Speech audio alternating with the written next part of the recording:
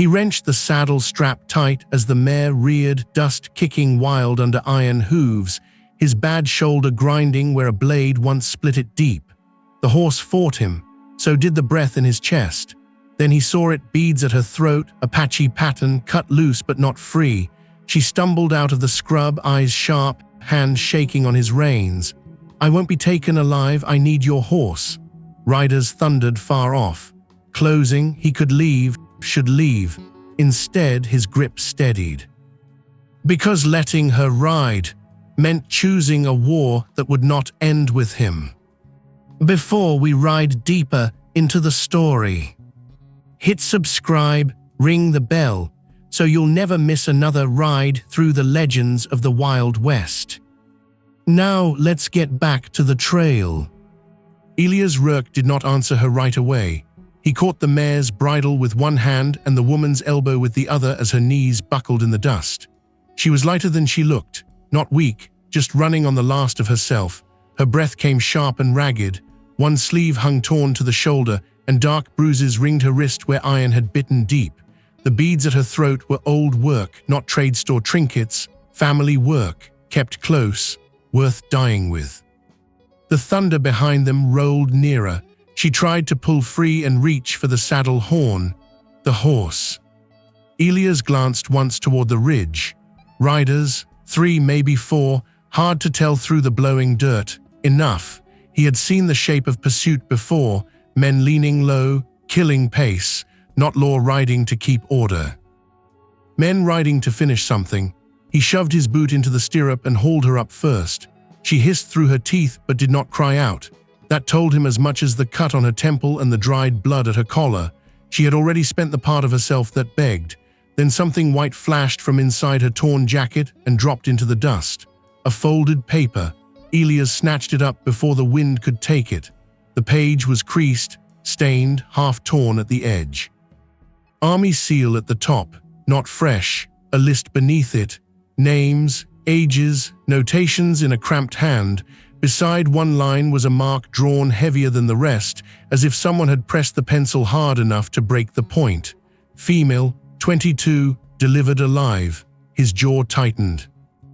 She saw the paper in his hand, and for the first time fear broke through the iron in her face. Not fear for herself, fear of what that page meant if he read the rest. A shot cracked somewhere behind the rise. The mare jumped. Elias swung into the saddle behind her and gathered the reins.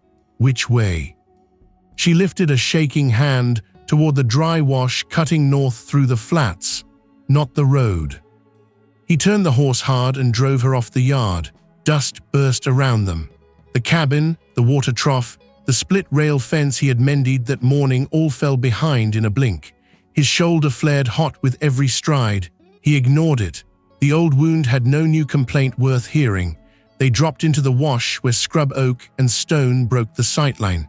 The woman twisted once to look back. "They wear militia coats," she said, "but one of them is not militia." Elias did not need her to tell him. He had already seen the loose seat, the black hat, the habit of one rider hanging back while the others pressed forward. Bounty man, maybe worse. At the bend, a wagon stood canted in the sand, one wheel half sunk. Beside it, old Morrow Pike fought a mule too tired to care.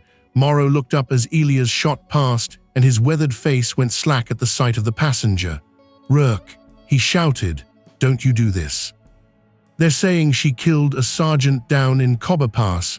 Armies offering coin." Elias did not slow. Morrow's voice chased after him.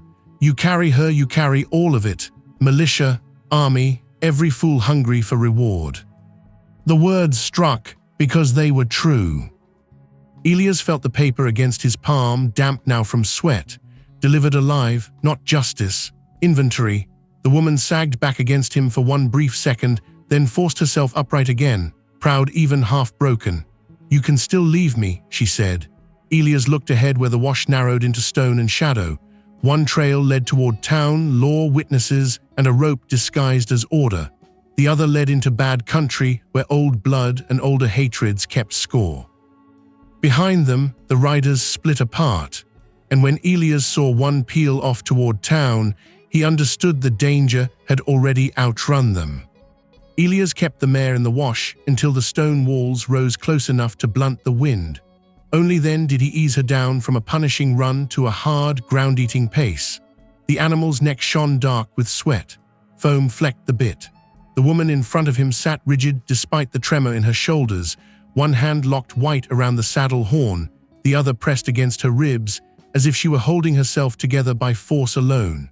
Behind them, the riders no longer bothered to hide the chase. Hoofbeats rolled across the flats in broken waves. Farther off, another sound carried from the south. Wagon wheels, men shouting, word moving faster than dust.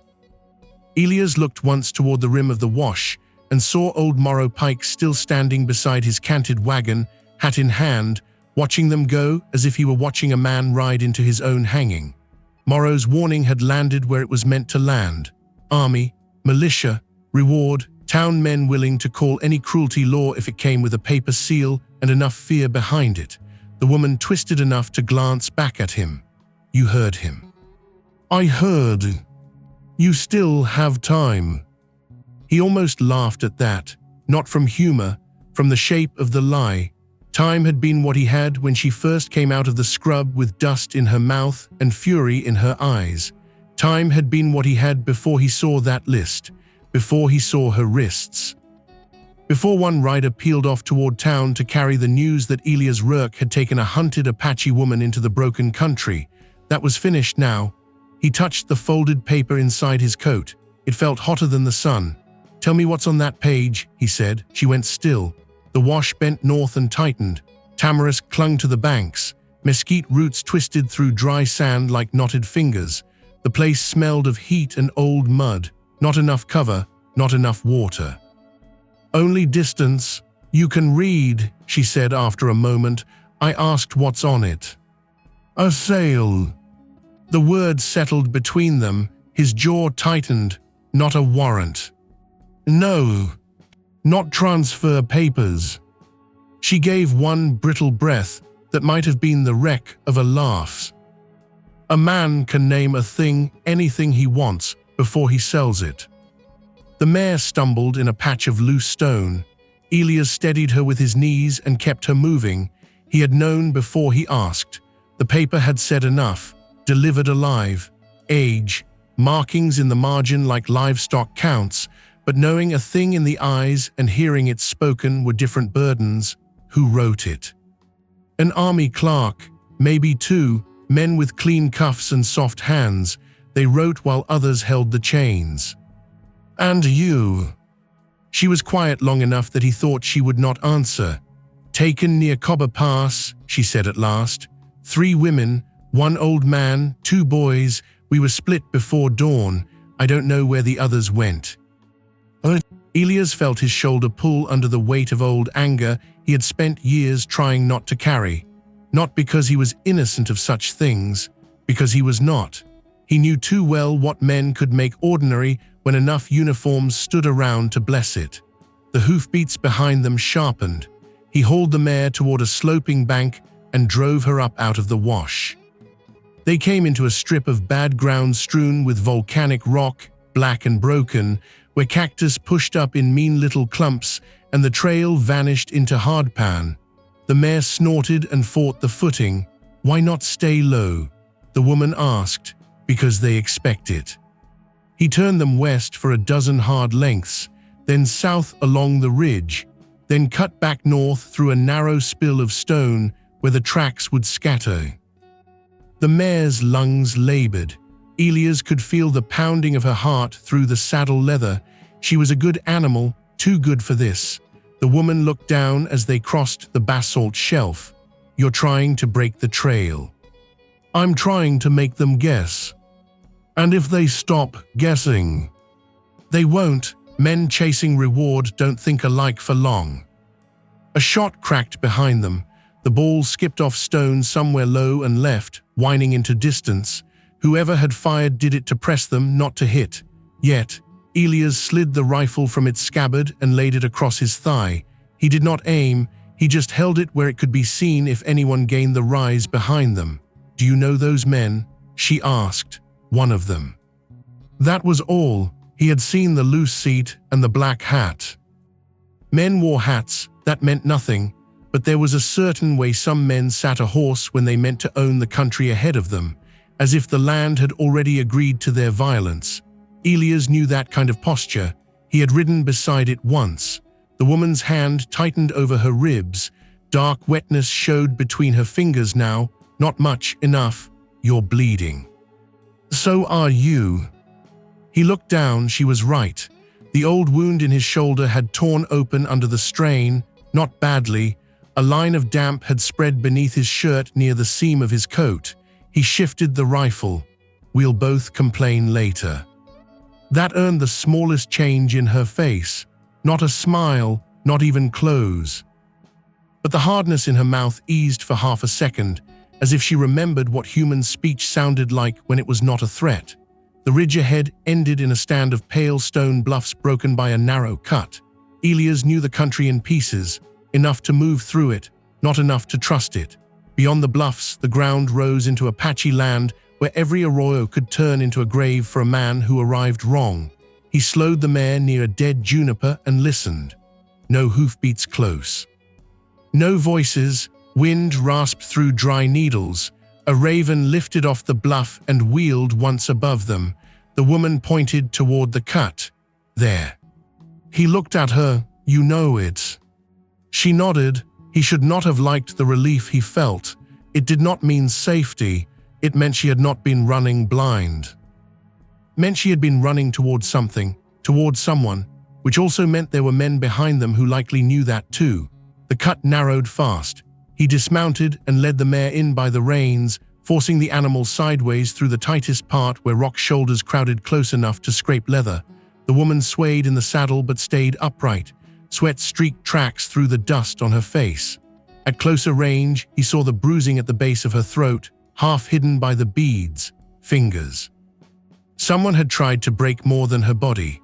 When they emerged into the next draw, they found Morrow Pike's warning had outrun them after all. A boy stood there with a mule and 2 water skins, maybe 13, maybe younger, beneath the dust. He wore ranch clothes cut down from an older brother and fear too big for his frame. Elias knew him, Toby Pike, Morrow's grandson. The boy stared first at Elias, then at the woman, then behind them. Grandad said I might catch you here, Toby blurted. Said if I had any sense I'd turn back, but he sent water anyway. He swallowed. There's men riding out from Pedra, not just militia. Deputy Kelso took 6, said you stole government property. The words hit the air like a bad smell. The woman's back stiffened. Elias took one of the skins and passed it up to her. How far behind? Maybe half an hour, less if they cut east. The boy's eyes flicked to the paper edge showing from Elias' coat. They're saying she killed an army man and took dispatches. They're saying you joined with raiders. Are they saying it loud? Toby nodded. Then it's meant to spread. The boy wet his lips. Grandad said tell you this too. Kelso's got the county writ box with him. They aim to make whatever happens look proper.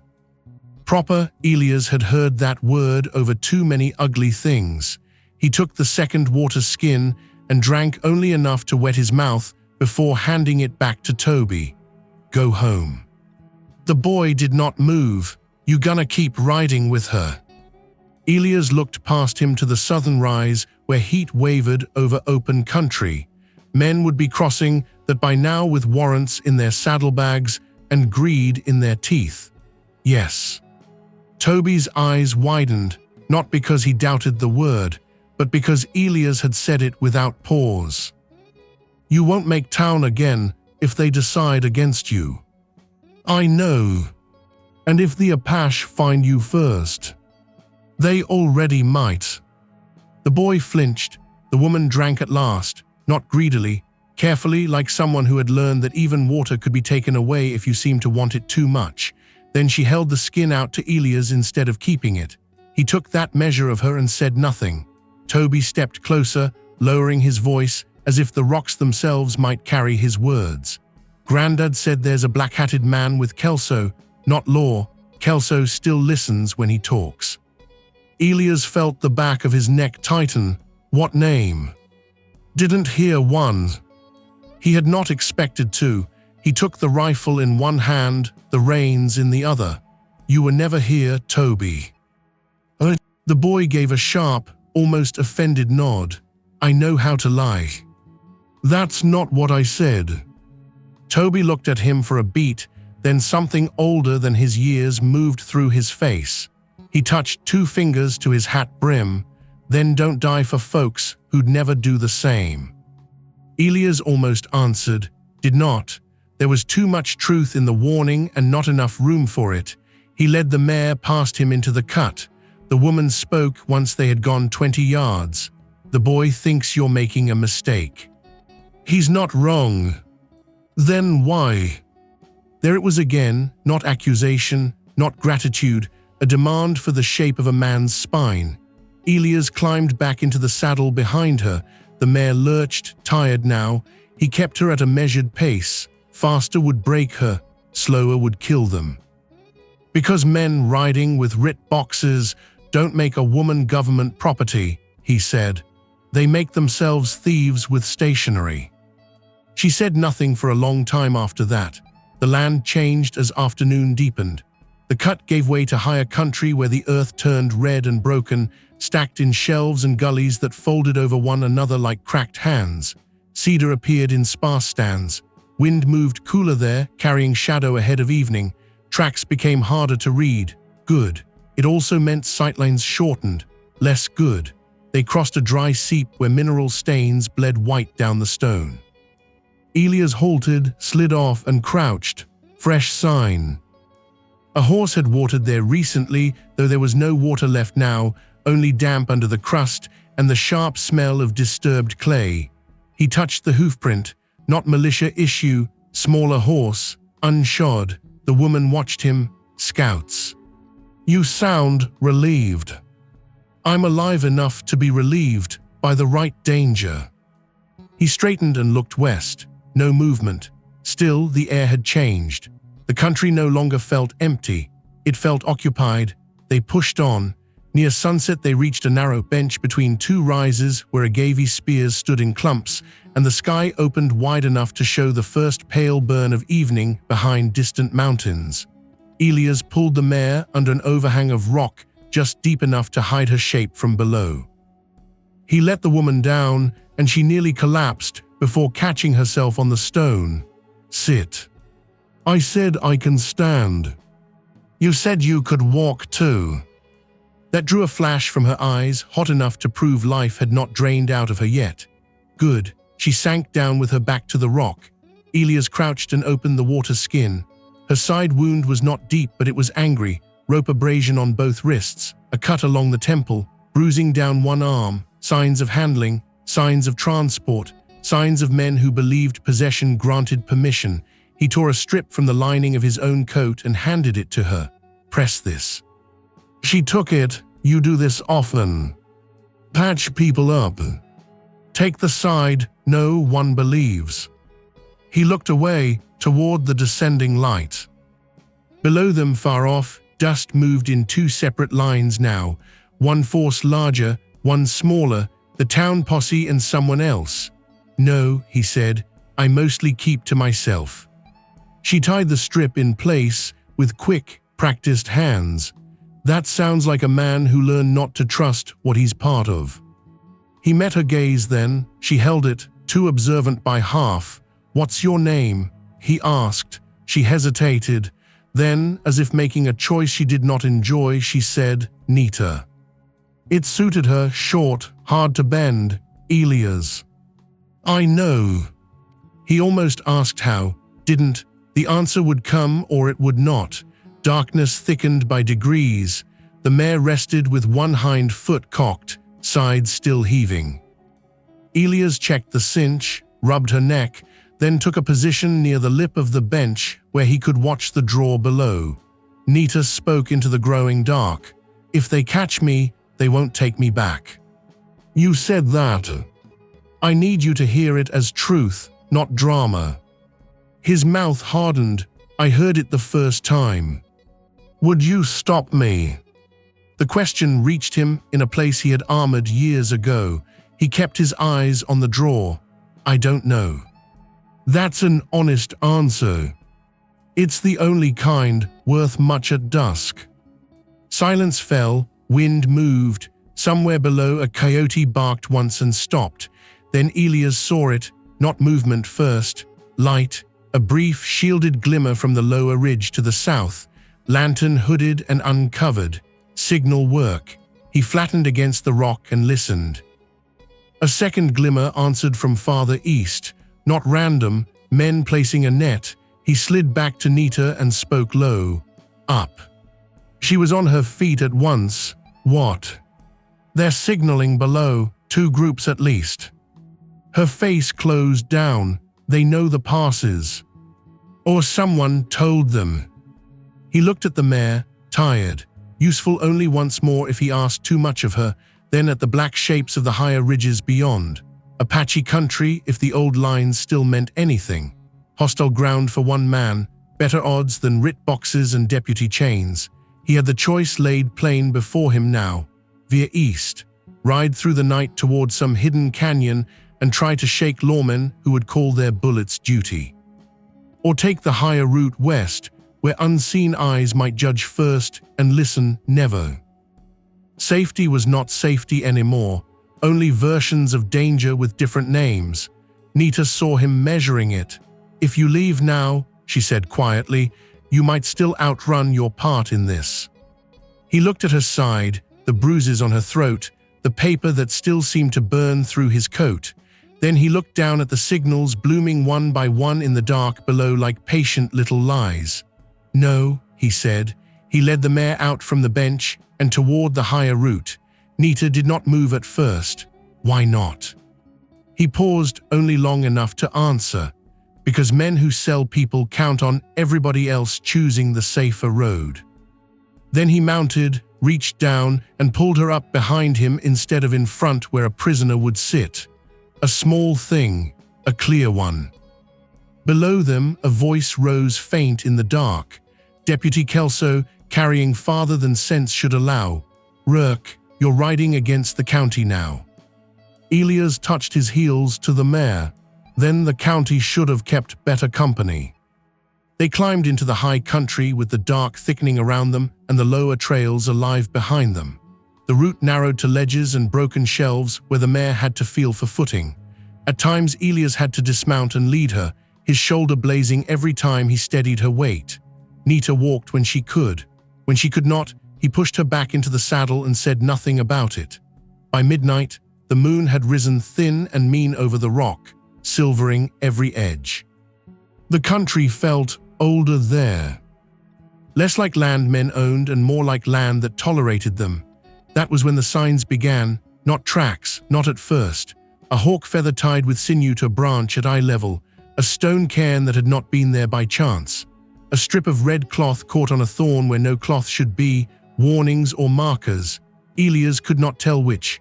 Nita saw each one and said nothing, but her breathing changed, steadier, not easier. The mare stopped suddenly. Elias felt the shiver go through her before he heard the sound. One pebble, ticking down stone. He slid the rifle free. Across the narrow wash ahead, something moved between shadow and moonlight. Then nothing. He listened until the blood in his ears became a problem. Another pebble fell behind them. Nita whispered, "Don't point that at the dark unless you mean to start something." He kept the barrel low, finger off the trigger. "I prefer not to start what I can't see. They've seen us for an hour." He believed that. The wash opened into a broad fan of pale gravel, bad place to cross, too exposed, no cover for 50 yards. "We go around," he said. Nita caught his sleeve. "No, straight." He looked at her. "Why?" "Because if you skulk now, they'll think you came to hide. And if I walk into the open, they'll know you came to be judged." He almost said that sounded like poor strategy, but strategy was for men moving through country they understood. He was past that.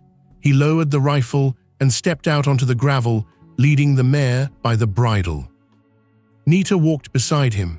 Moonlight laid them bare. Nothing happened for 10 long paces. Then 3 figures stepped from the rocks ahead, another 2 from behind. No shouted challenge, no scramble, just presence, quiet and complete. Apache men, bows in hand, one with a carbine slung loose across his back, another older than the rest, scarred down one cheek, eyes flat as worked flint. The mare tossed her head. Elias soothed her once with his palm and let his hands fall away from the rifle. Nita spoke first, quick and low in Apache. The older man answered without taking his eyes off Elias. Then he shifted his gaze to Nita's bruised throat, to the beads, to the strip of cloth at her side.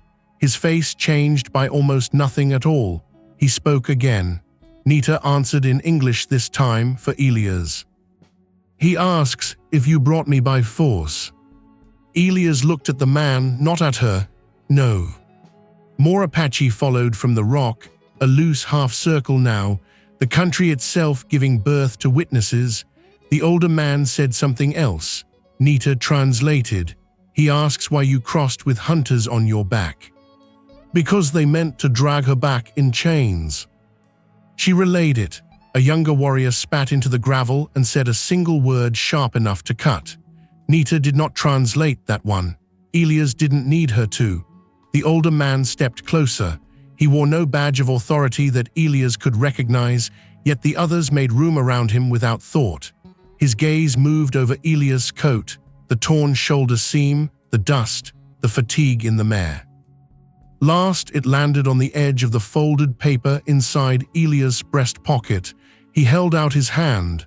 Elias hesitated. Nita said quietly, "Give it." He drew the paper free and placed it in the man's palm. The older man did not open it right away. He stared at Elias first, long enough to make refusal feel possible and foolish at the same time. Then he unfolded the sheet in the moonlight. The younger warriors leaned in, one cursed under his breath. The older man folded it again with terrible care and slipped it into his own belt. When he spoke, his English was slow but clean. "You carry the mark of men who buy suffering," he said. "And you walk into our ground with a gun." Elias kept his voice level. "I walked into your ground with her alive." The man's eyes hardened, but not with simple anger. Something more difficult than that. Consideration forced by circumstance. Behind Elias, far back along the trail they had crossed, a distant call rose in the dark. Not Apache, white men, still hunting. The older man heard it too. He looked once toward the sound, then back to Elias. "You have not been invited," he said. "No. You have not been forgiven for anything your kind has done." "I didn't ask for that either." A faint shift moved through the half-circle. Several men glanced at one another. The wrong answer here would have been easier: defiance, apology, pleading. He had given them none of those. Nita swayed where she stood. The older man saw it and stepped to her at once, catching her arm before she fell. He spoke to her softly now in Apache, the edge leaving his voice. She answered 3 short words and touched the beads at her throat. Recognition passed through him at last, not surprise, confirmation. His hand tightened once on her shoulder, then he turned back to Elias. "Others are coming," he said. "Men with paper, men with guns, men who will say the worst thing in the room is what they are chasing." Elias said nothing. The man took another step closer until only 2 paces lay between them, enough to kill, enough to judge. "If you ride away now," he said, "perhaps some of them still follow you and not her." Nita looked up sharply. The younger warriors watched Elias with open distrust now. The offer was no kindness. It was a blade laid flat in his palm. Leave and prove he had only carried her as far as was convenient. Stay and step fully into whatever waited beyond this moonlit gravel. The calls behind them came again, closer. The mare shivered. Elias looked at Nita, at the bruises cut dark against her skin, at the exhaustion she would not yield to. Then he looked at the man holding the paper like evidence and accusation both. He could leave. He could still choose the version of himself that survived by stepping aside before the line was fully crossed. His old life had been built on that talent. He was tired of it. He handed the rifle over, but first, one of the younger warriors took it at once. "I stay," Elias said. The older man held his gaze a moment longer. Then, with no warmth and no trust in it at all, he nodded once toward the deeper dark between the rocks. "Then come," he said, "and pray you are worth the trouble before the men behind you make us decide otherwise." The older man did not wait to see whether Elias understood the bargain he had just accepted. He turned and moved into the rock, as if the path belonged more to memory than to ground. Nita followed without being told. 2 warriors fell in behind Elias. Another 2 ranged ahead. No one returned his rifle. The moon gave them just enough light to make the footing treacherous. They crossed shelves of stone that looked level until they rolled under a boot. They moved through narrow seams where the rock pressed close enough to trap heat from the day, and then out again into open ledges where the night wind cut sharp and clean. Elias kept his pace steady and his breathing quieter than the ache in his shoulder wanted to allow. No one offered him help. That was part of it. He understood tests when he saw them. Nita stumbled once. The older man caught her by the forearm and steadied her with more care than he had shown Elias. He spoke to her in Apache, low and quick. She answered with only a nod. Then she walked on. At last, the rocks opened into a hidden basin cupped by high walls and shadow. Fires burned low and mean, banked to embers rather than flame. Brush shelters and lean-tos stood back against the stone. Horses waited in a line beyond them, heads low, every one of them quiet in the dark. There were more people here than Elias expected. Women, children, old men, a wounded boy wrapped in a blanket near one of the fires, not a war camp, not only that, a place braced to move if it had to. Every face turned when they entered. The older man said a few words in Apache and the basin changed shape around Elias without anyone seeming to move much. People drew back, but not in fear, in measure. He had become the stone dropped into water. The ring of consequence kept widening. Nita was led away at once by 2 older women who looked her over with quick, practiced hands. One pulled back her collar and hissed at what she saw. Another touched the beads at Nita's throat and said something that silenced the rest. Elias caught none of the words, only the shift they caused. Concern, recognition, anger, at him maybe, at the paper, at all of it. A hand took his elbow, firm, not cruel. He turned. The older man stood beside him again. Up close, the scar on his cheek ran white in the moonlight, old and deep enough to have once changed the shape of his face before time corrected it. "You stand here," the man said. It was not a suggestion. Elias stood where he was told, in the bare center of the basin, with the firelight short of his boots and a dozen watching eyes on him. He had stood under scrutiny before, in a stockyard after a horse went missing, outside a saloon with blood on his sleeve that was only half his own, under a sheriff's porch lamp while a man with a star pretended neutrality and already had his answer. Those moments all carried a stink of performance. This one did not. No one here needed to put on law to feel its weight. They simply carried judgment in their bones. The older man disappeared into one of the shadows and returned with 3 others. An elderly woman wrapped in a dark shawl, a broad-shouldered man with gray in his braids and a rifle cradled loose in his left arm. And another man, younger than the rest, perhaps 30, with a narrow face and a look that never left Elias' throat, as if he was searching there for the right place to open it. The older man spoke first. "I am Tarza." No title, no explanation, none needed. Elias gave a single nod. Elias Rourke. Tarza waited. Perhaps for more, perhaps to see whether Elias would offer some speech to smooth his way. Elias gave him none. The narrow-faced man said something sharp in Apache. Tarza answered without looking at him. Then Tarza held out the folded paper. "Read it," he said. Elias did not move at first. He had already read enough. But the command stood there between them. He took the paper, unfolded it, and stepped nearer the fire. The words were worse by full light. Quartermaster Registry. Names listed without family, sex, estimated age, condition, transfer authorizations. Besides some names were routes and prices written in a tighter hand. Beside one was a notation of resistance, beside another unsuitable. The line marked heavier than the rest sat next to a name that had been crossed out and rewritten twice, as if someone could not settle on what to call the woman they meant to sell. At the bottom was the clerk's signature. Below that, another in bolder hand, Deputy Witness attached for county compliance. Kelso. Elias felt his mouth harden. The paper crackled once in his grip. Tarza watched him. Say it. It's a sale ledger, disguised as military transfer. The broad-shouldered man shifted. The elderly woman shut her eyes for half a breath, as if hearing it aloud cost something. The narrow-faced man stepped closer, and men like you carried it. His English was rougher than Tarza's, not weak, just sharpened by disuse. Elias folded the paper again with deliberate care. Men like me have carried worse. The narrow-faced man moved so fast the others barely reacted. 1 second, he was 3 paces off. The next, he stood close enough to drive a knife up under Elias' ribs if he had one. His hand closed in Elias' shirt front, fist tight. Then why are you breathing in our camp? Elias did not reach for him, did not step back. He could smell dust and horse sweat and the old copper scent of anger on the man's skin. Maybe because I brought her back breathing too. The grip tightened. A murmur moved through the basin. Tarza said a single word. The narrow-faced man let go, though the effort of it showed in his jaw. He is Chaitan, Tarza said, her cousin. That explained the eyes.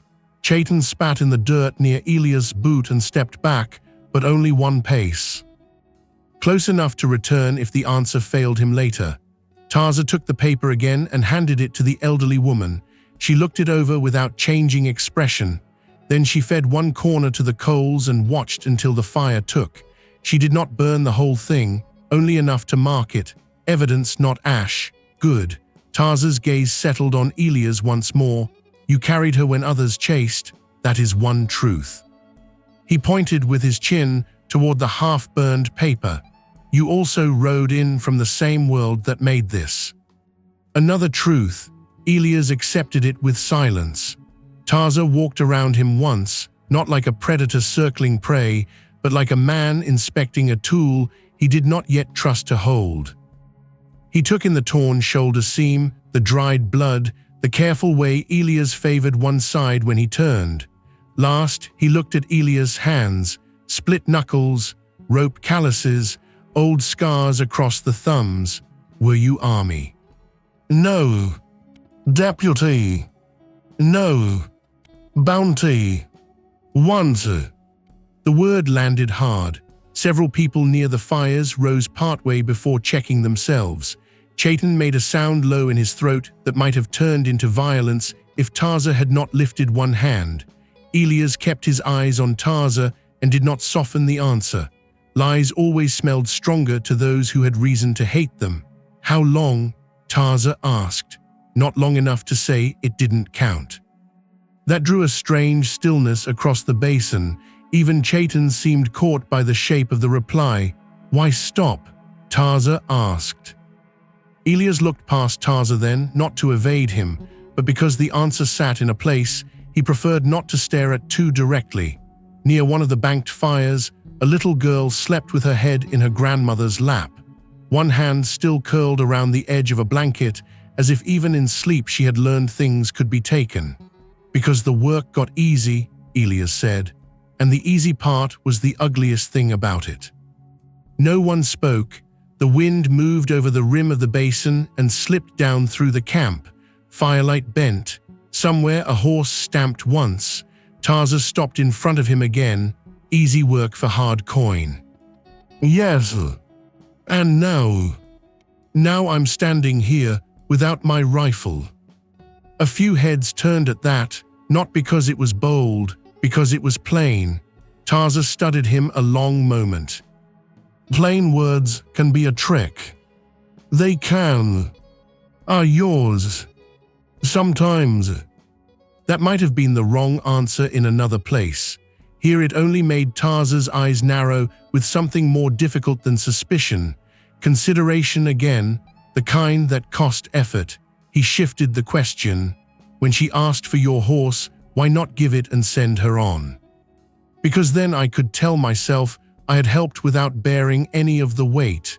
Elias kept the answer simpler than that, because she wouldn't make it alone. And you believed that? I watched her try to stand. That earned the faintest change in the elderly woman's expression. Not approval, not yet, but less distance. Tarza was quiet. Then he said, "You do not know who she is." "No, but you chose." "Yes, against law. Against paper, pretending to be law." Chaitan moved again, restless, furious. "Paper is not the danger, men are." Elias looked at him at last. "I know." Something in Chaitan's face said he had expected denial more than agreement. He seemed not to know what to do with it. Tarza turned his head slightly toward the ridge above the basin. He had heard something before Elias did. A moment later Elias caught it too, faint, far off, a shot in the night, then another, not near, signaling distance maybe, or men firing at nerves. Tarza did not look alarmed, he looked confirmed. "They came quickly," he said. "Kelso already had riders moving," Elias answered. "He's got a posse from Pedra and militia coats mixed in. At least one man with him rides for his own profit, not the county's." "The black hat," Nita said. Elias turned. She stood at the edge of the firelight now, wrapped in a clean blanket from the shoulders down. Her face had been washed enough to reveal the full spread of bruising under one cheekbone. Her temple was bound. She looked steadier, no less fierce. Tarza looked at her. "You know him?" She nodded once. "He was at Cobber Pass before the soldiers. He made the first list." That changed the air again. Even those who did not understand the words seemed to understand the weight. Tarza spoke to her in Apache. She answered longer this time. No one interrupted. When she finished, Chaitan shut his eyes with a violence that suggested he was holding back more than grief. Tarza translated for Elias with no softening at all. "The black-hatted man is named Mercer Hale. He trades in captives when uniforms make the roads safer. He sold one of our boys last winter. He took her south after Cobber Pass because she was worth more alive." Elias felt the old impulse rise. The one that measured distance, angle, weapon, outcome. The one bounty work had sharpened and he had never fully ground down. Mercer Hale, a name, a target, a line one could ride toward. Tarza saw something pass through him. "You know this kind of man?" "Yes." "Would you kill him?" The question fell clean, no trap hidden in its wording, none needed. Elias answered slower than before. "If killing him stopped what he does. And if it only fed what he does." That one hit deeper. Elias looked at Nita, at the blanket around her shoulders, at the way she stood without leaning though he could see the effort of it, then at the little girl by the fire, then at the paper, half-burned and still legible where it mattered. "I don't know," he said. This time the answer cost him more than the others. Tarza nodded once, almost to himself. "Better." He stepped back. The questioning was not over, but the shape of it had changed. Elias was no longer being measured as an object dropped by chance into their camp. He was being weighed as a man whose choices might yet matter. That was heavier. Tarza spoke to the broad-shouldered man with the rifle, orders, then to the elderly woman, then to Chaitan, who took them like stones he would rather throw. Finally, Tarza faced Elias again. "You will not leave tonight." Elias gave a tired half-smile without humor. "I gathered that." A few people closest to the fires reacted to the line with brief surprise, not laughter, but something almost related to it. Tarza himself did not change expression. "You will eat, then you will sit with me until dawn." "Why?" "So I can decide whether your honesty is courage or just fatigue." That seemed fair enough. A bowl was placed in Elias' hands by a girl no older than 15 who avoided touching his fingers. Thin stew, more heat than flavor, he ate standing. Nita sat near one of the fires while an old man checked the binding at her ribs. Chaitan stayed near but did not crowd her. Every few moments his eyes found Elias and sharpened anew. The dawn sitting began while the sky was still black. Tarza took him up to a shelf of rock above the basin where the fires below looked like small red thoughts refusing to die. They sat on opposite sides of a flat stone, no guards close by, though Elias knew well enough there were eyes and weapons on them from the dark. Tarza poured coffee from a blackened pot into 2 tin cups. The gesture felt almost absurd after the night behind them. It also felt deliberate. He handed one over. Elias took it. For a while neither man spoke. The coffee was bitter enough to strip softness from the mouth. Good coffee for hard places. At last Tarza said, "Tell me the worst thing you ever did for money." No lead-in, no mercy. Elias held the cup between both hands and watched the steam thin into the cold. "I tracked a runaway boy for 3 days because his owner said he stole 2 horses." "Loner. That's the word he used. And the truth. The boy took 1 horse, the other followed." Tarza waited. "I found him at a windmill half dead from thirst, maybe 15, maybe less. He had the horse tied in the shade and the bucket rope burning his palms from trying to pull water with one good arm. I brought him back." Tarza's voice did not change. Alive. "Yes. And then?" Elias stared into the coffee until the surface stopped moving. "And then I took the coin." The admission sat between them like another third man. Below, the basin was beginning to pale at the edges as dawn considered the world. Tarza said, "Do you know what became of him?" "No." "You imagine it anyway." "Yes." Tarza drank from his cup. "Good. A man who stops imagining the cost of his own work becomes useful to evil." Elias almost looked up at that, but did not. The words had landed too close. They sat another while. Then Tarza said, "You are not the only man in this country trying to climb out of who he was." Elias gave a quiet breath. "That sounds generous." "It is not. Climbing is not the same as arriving." When the first line of true dawn touched the far ridge, a runner came up from below, young, breathing hard. He spoke quickly in Apache. Tarza rose at once. Elias set down his cup and stood with him. "What is it?" Tarza's face turned to stone in a new way, not surprise, recognition of the next blow. "Men came at first light under a white cloth," he said, "not to fight. To speak."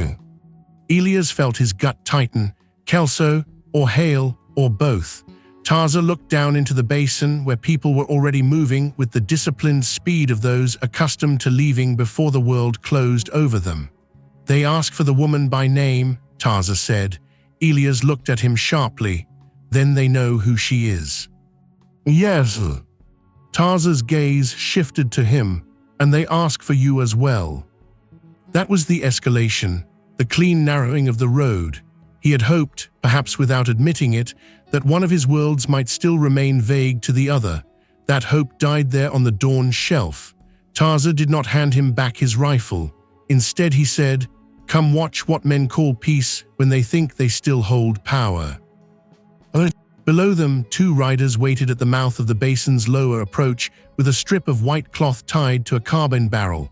And behind them, just far enough back to pretend restraint, Mercer Hale sat his black horse like he had already arrived to collect what was his.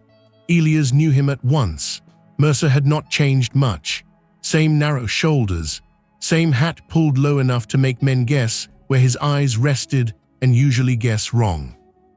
Same mouth that seemed permanently disappointed by the fact that killing required explanation when paperwork would do the same work quieter. The years had thinned him but not softened him. Men like Mercer aged the way wire rusted, never enough to keep from cutting. Deputy Kelso sat beside him with the white cloth, broad chest. Mustache waxed even this early, clean cuffs despite the trail, a man who loved the smell of official paper because it covered the smell of himself. The parley was held on a ledge just above the lower approach. Tarza went with 2 elders and Chaitan. Elias was not invited, but neither was he told to stay back. That itself felt like part of the next test. Trust was not being given. It was being dangled where he could reach for it and reveal the shape of his hunger. He followed at a distance, with one of Tarza's men shadowing him. Nita stood farther back among the rocks, wrapped in a brown shawl, hood low, hidden to anyone who did not know where to look. Kelso began talking before anyone welcomed him. "I come under county authority," he called. "We are here for lawful recovery of a federal witness and county evidence." Mercer said nothing. He just watched the rocks the way a wolf watched brush, where it knew something wounded had gone to ground. Tarza answered in English clear enough to make Kelso work for any pretense of misunderstanding. "A man who buys and sells names does not recover anything lawful." Kelso forced a smile, strong words for a man harboring fugitives. "You carry one in your own saddle." Mercer's mouth twitched at that, not offense, enjoyment. Kelso ignored it. "The woman taken from Cobber Pass is wanted in connection with the murder of Sergeant Lowell and the theft of military transfer documents. Elias Rourke aided her flight from lawful custody. Turn them over, and we can keep the county from making war out of a mistake." A mistake? Elias felt the old wound in his shoulder pulse with his heartbeat. Tarza said, "Your paper listed prices." Kelso's smile went thin. "You saw a draft inventory, nothing more." Mercer spoke then for the first time, his voice mild enough to make it worse. "A lot of ugly things look ugly to people who don't know how the frontier runs." Elias stepped forward before anyone asked him to. Every head turned. Mercer's eyes found him and stayed there. He smiled as if greeting a man late to supper. "Rourke," he said, "I had wondered what brand of foolishness would finish you." Kelso looked less pleased. "You've made this hard on yourself." "I imagine that bothers you," Elias said. Kelso's jaw tightened. "You took county property." Elias laughed once, short, dry. "That what you call a woman now when you've got enough signatures around her?" Mercer's gaze sharpened almost imperceptibly. He did not like being named too plainly in front of people he meant to cow. "Careful," he said. "Truth has a way of shrinking when spoken by a man with your history." There it was, the move Elias had expected. Not denial, discredit. Mercer knew him. Worse, Mercer knew which old grave to kick open. Kelso saw the advantage at once. "Tell them," he said to Tarza, gesturing toward Elias. "Tell them what kind of man stands in their camp. He used to run men down for pay." Chaitan stepped forward, but Tarza barred him with one arm. Mercer smiled now without any warmth in it. "Not men only. Boys too, if the price was set right." The words landed because they were true. Elias did not flinch from them. He let the silence after them grow full enough to hear the horses breathe. "Yes," he said. Kelso blinked, thrown for a fraction of a second. Mercer's smile faded a degree. "I did," Elias went on, "and I know the kind of work that lets a deputy stand beside a trader and call himself clean." Kelso lifted his chin. "Big claims from a sinner." "Not a claim, a memory." Mercer's hand moved lazily toward his saddle horn. No draw, just a reminder that men like him believed force waited behind every conversation and improved it. Tarza watched all three of them as if reading weather. Kelso changed his tactic. "Fine, keep your grievance, keep your pride, but hear this. There are 20 men below that ridge, and more by noon. Soldiers too, once word reaches the post. You cannot feed a fight like that. You cannot hide a witness forever. Turn over the woman and the paper, and I'll take Rourke back under county custody instead of letting the militia decide what he is." There it was, the trade, not just demand, offer.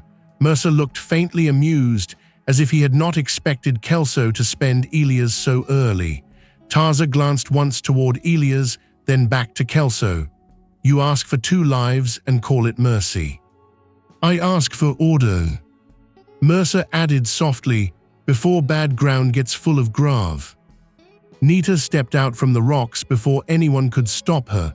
The shawl fell back from her face. Kelso's expression changed first, satisfaction, sharp and ugly. Mercer's changed second, and his shift was smaller but more dangerous.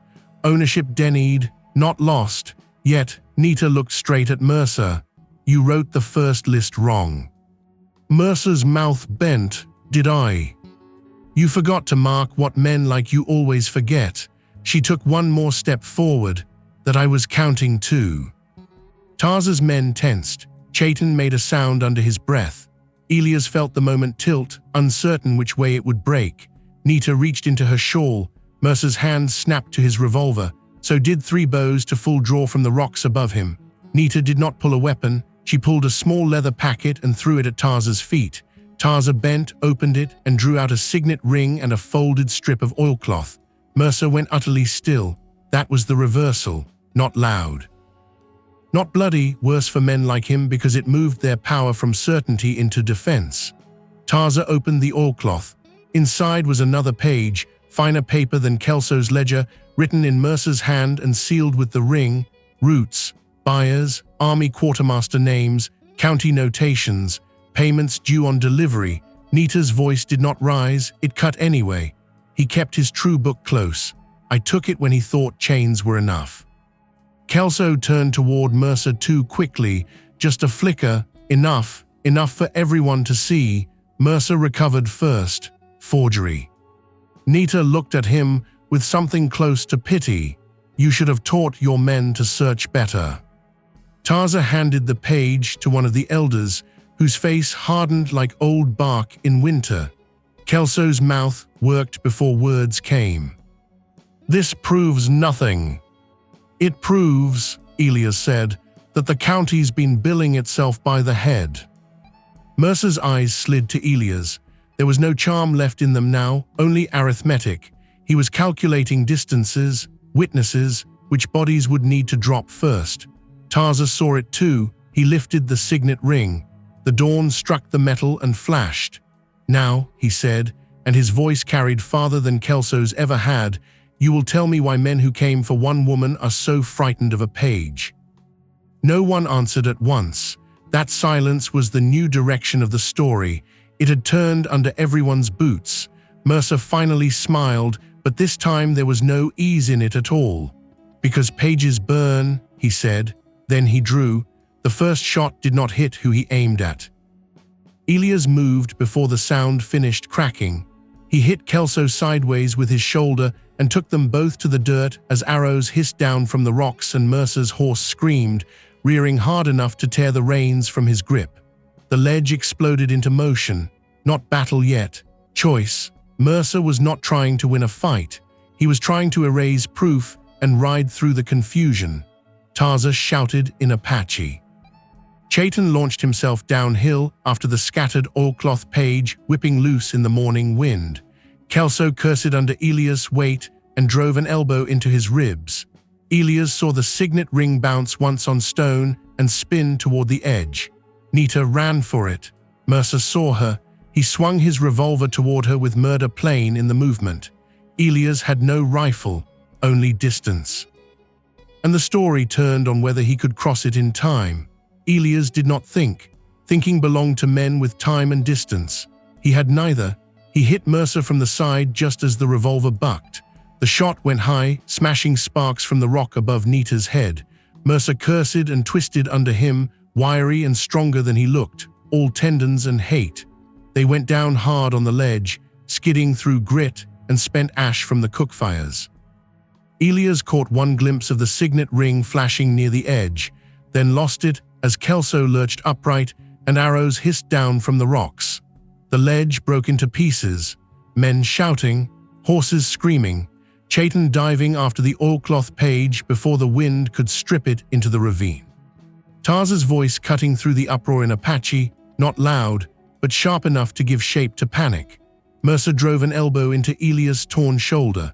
White pain burst through him so hard he nearly blacked out. His grip slipped. Mercer rolled, jammed the revolver muzzle toward Elias' ribs, and snarled like a man who had been forced to show his true face in daylight. Elias caught Mercer's wrist with both hands and shoved the barrel upward. The second shot blasted into open air. Powder smoke washed hot across Elias' cheek.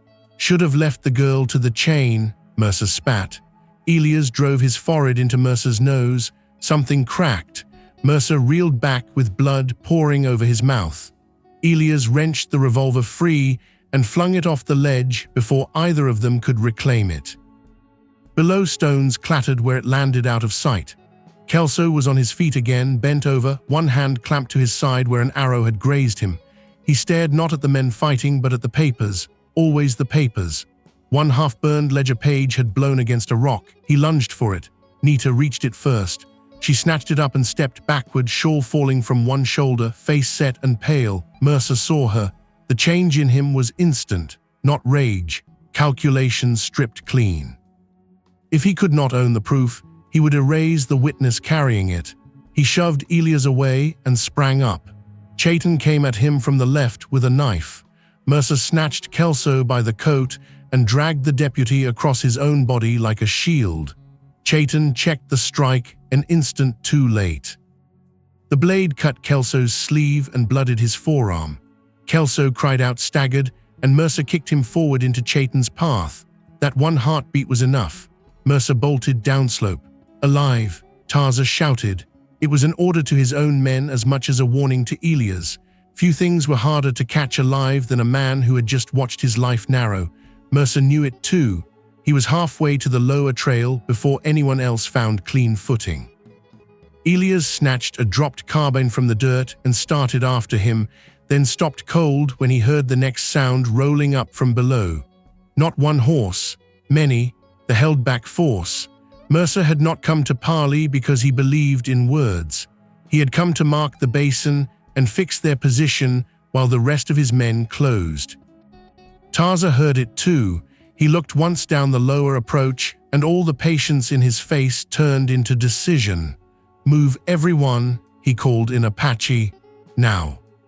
The camp exploded into purposeful motion. No screaming, no blind scatter, women gathering bundles already half-packed, boys cutting hobble ropes, old men smothering fires with dirt. It had the terrifying efficiency of people practiced at losing shelter before the world could take it for them. Kelso had dropped to one knee. Blood seeped through his fingers, not enough to kill, enough to weaken. Chayton stood over him with the knife still in hand. "Chayton," Tarza said. Chayton did not look up. Kelso saw the knife and lost what remained of his polish. "Wait," he said, voice high and ugly. "Wait, Mercer has another cache." That got Elias' attention faster than the blood did. Tarza's too. Kelso looked from the knife to the riders climbing below and understood, maybe for the first time, that the paper shield he had lived behind all these years did not stop the world once men stopped pretending to honor it. "He keeps a freight shed at the old way station in Red Basin," Kelso blurted. "Records, trade goods, 2 prisoners, 1 boy. I never touched that part. Hale did. Hale handled all." Chayton struck him across the mouth with the back of his hand. "Enough," Tarza said. Kelso spat blood into the dust. "If he reaches it first, he'll burn everything." Nita stepped closer, breath tight from the run and the bruise at her ribs. "The boy," she said. "What boy?" Kelso looked at her, then looked away. Shame did not fit well on him. It sat like borrowed clothing. "Apache," he muttered. "Taken in winter, Mercer kept him for leverage." Chayton's face went blank in the way faces sometimes did when rage became too great to show itself honestly. "How old?" Kelso swallowed. 12, maybe 13. No one had to say the name. Chayton's younger brother had vanished in the winter raids. Elias saw it land in the way Chayton's shoulders locked and the knife stopped trembling entirely. Mercer was no longer only a fleeing man. He had become the hinge holding several fates at once. Tarza turned to Elias.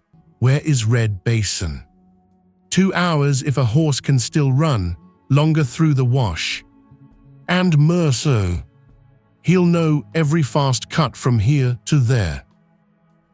Kelso laughed once through blood and fear. You still think he'll run alone? He's got men waiting. Elias looked at the lower ridge again. The first of the militia riders had appeared there, distant and small, but coming steady, more behind them. Problem, risk, movement. The shape of it sat plain on the land. Tarza took the ledger page from Nita and the signet ring, which one of his men now handed up after recovering it below the ledge. He held both in his palm for one short breath, enough evidence to prove corruption to any honest man. Not enough to matter if Mercer reached Red Basin and set the rest to flame. Chayton lifted the knife from Kelso's throat and stood. I ride.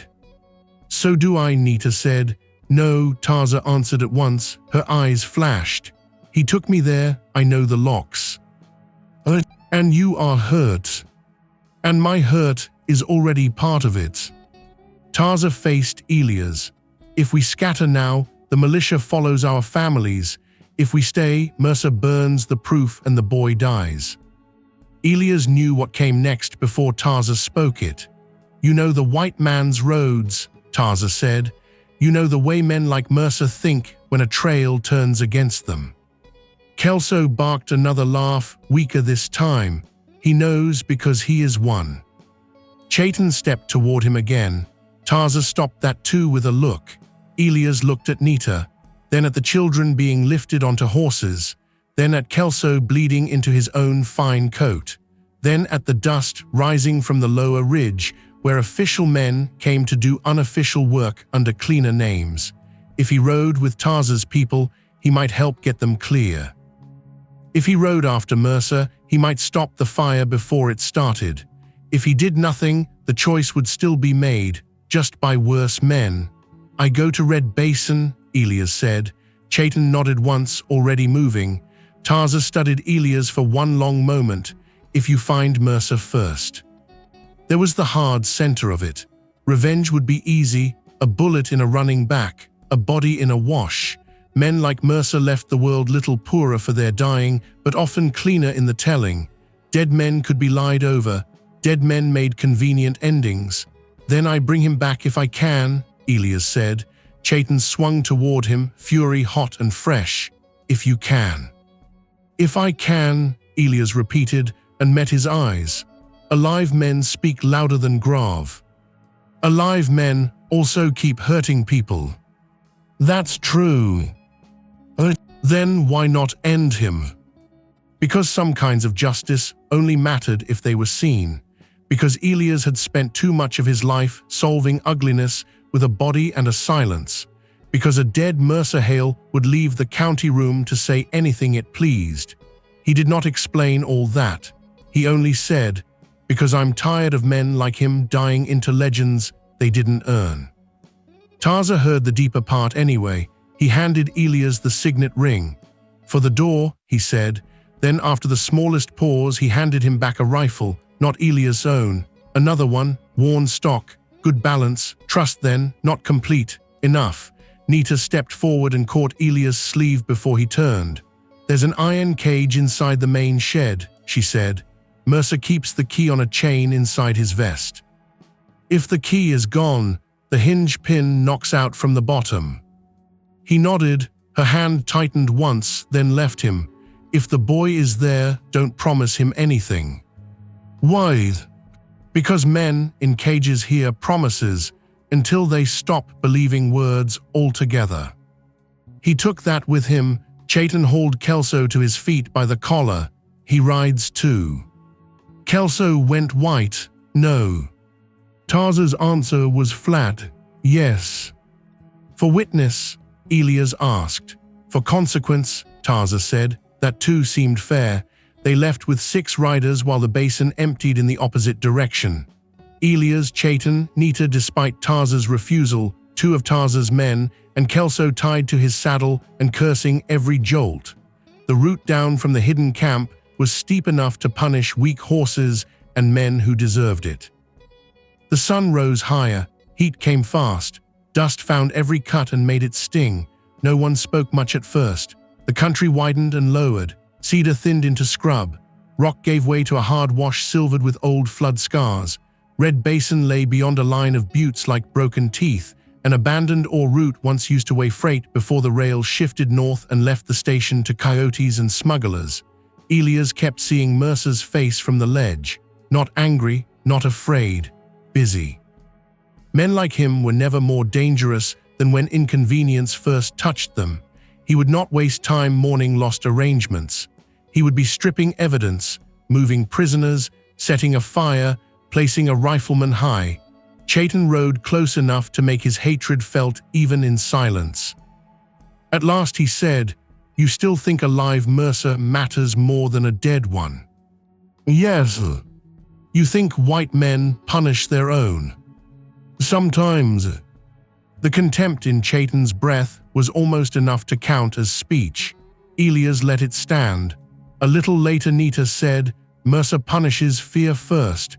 He'll hurt the boy before he burns the place." Kelso nearly fell from his saddle at that and righted himself with a grunt. "He won't if he knows I'm talking." Chayton reached over and slapped Kelso's horse hard across the rump. The animal lunged forward and nearly unseated him. "You're talking because you're caught," Chayton said. Kelso glared through sweat. "You think I started this? Mercer had buyers before I came in. Yet your name is on the page." Kelso had no answer for that. By late morning, they reached the lip of Red Basin and dismounted among broken stone overlooking the Old Way station.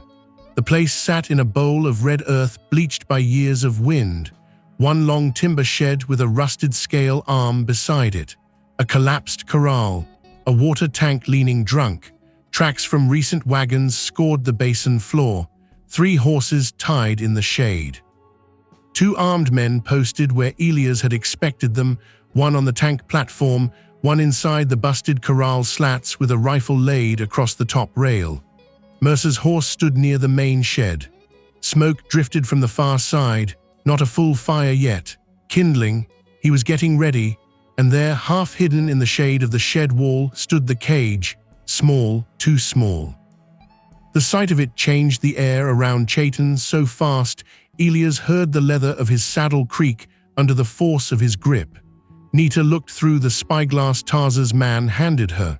"One boy," she said, "alive." "Mercer?" Elias asked. She lowered the glass. "Inside." Kelso licked cracked lips. "He'll have the books near the office desk. There's a trap under the floor. He keeps coin there too." Noted, Elias thought, disgusted by how easily the deputy spoke now that coin and self-preservation no longer pointed the same direction. Chayton started to rise. Elias caught his arm. "No." Chayton's voice came out like stone grinding. "He has my brother.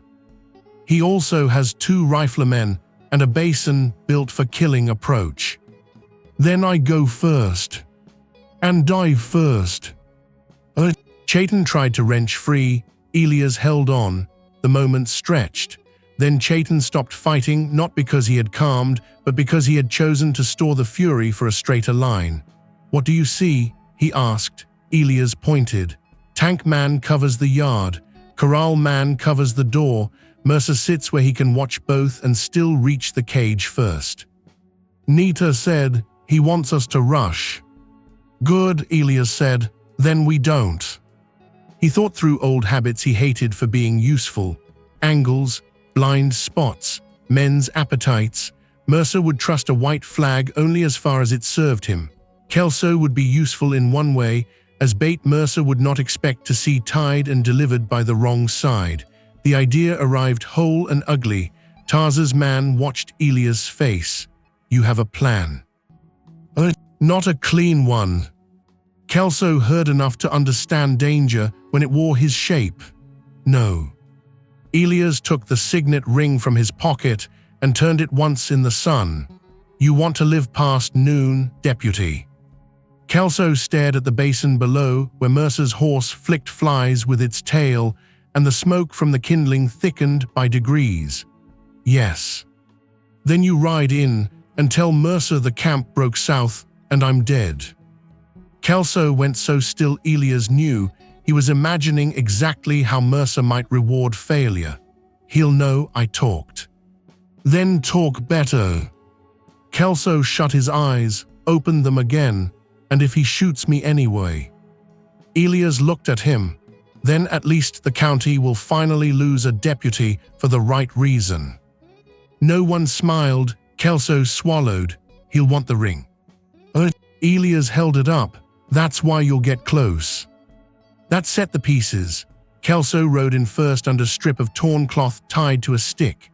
Elias went on foot through the wash to the left with Chayton, using the bank for cover until they could cut behind the water tank. Nita and the other two circled wide for the shed's rear wall where the smoke drifted.